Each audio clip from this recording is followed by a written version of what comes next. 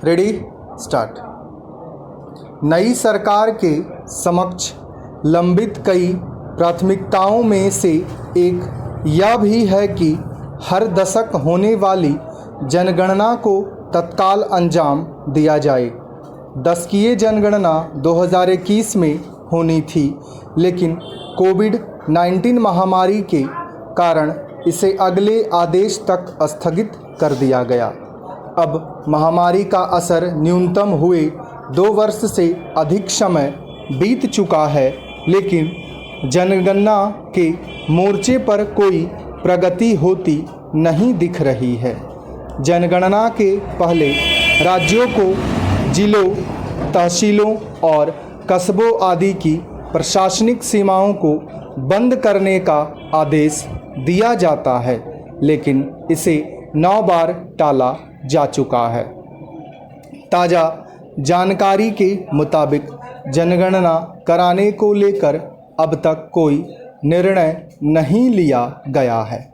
जन कल्याण और मुफ्त उपहारों को लेकर सार्वजनिक तौर पर जबरदस्त बहसों तथा जाति जनगणना की मांगों के बीच यह अस्वाभाविक ही है कि राष्ट्रीय जनतांत्रिक गठबंधन की सरकार ने इस महत्वपूर्ण काम को प्राथमिकता नहीं दी, जबकि 150 सालों में पहली बार यह काम स्थगित हुआ, वह भी बिना किसी स्पष्ट समय सीमा के।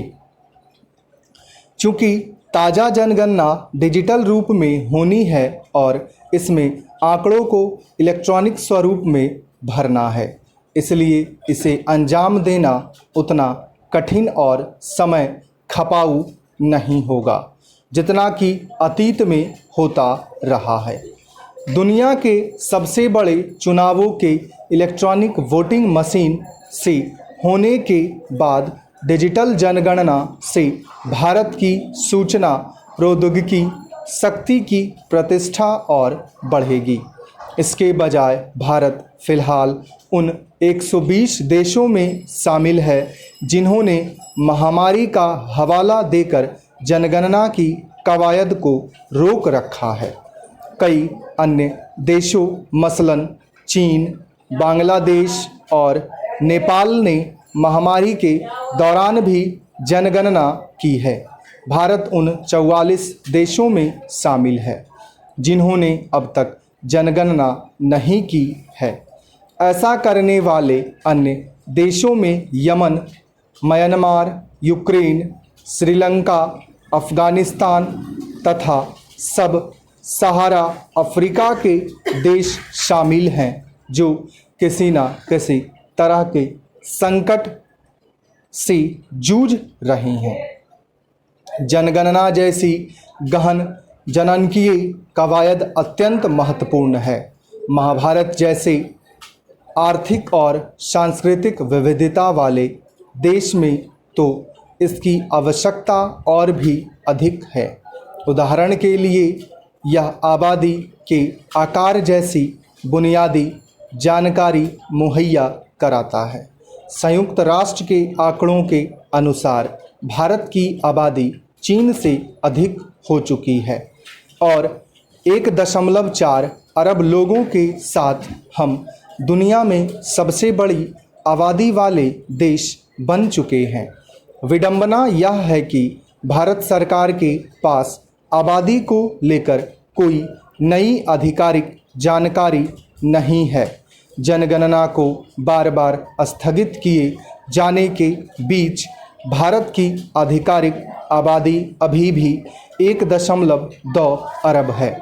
अहम राष्ट्रीय सर्वेक्षण मसलन खपत सर्वे, राष्ट्रीय परिवार स्वास्थ्य सर्वे, खाद्य सुरक्षा अधिनियम की कवरेज, प्रवासन के रुझान की समझ आदि जनगणना के ताज़ा आंकड़ों पर निर्भर करते हैं।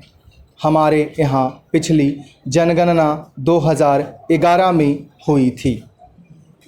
यह संभव है कि बड़ी तादाद में कल्याण योजनाएं गलत ढंग से लक्षित हों, उनकी फंडिंग अपर्याप्त अथवा अनावश्यक हो, क्योंकि आबादी को लेकर नई और अद्यतन जानकारी उपलब्ध नहीं है।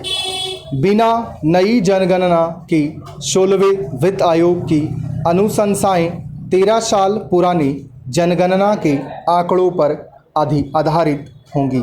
सरकार के लिए यही बेहतर होगा कि वह स्पष्ट बताएं कि उसकी जनगणना को कब तक कराने की योजना है। वह इसे इस वर्ष कराना चाहती है या अगले वर्ष। उसे यह भी बताना चाहिए कि क्या अगली जनगणना का समय इससे प्रभावित होगा।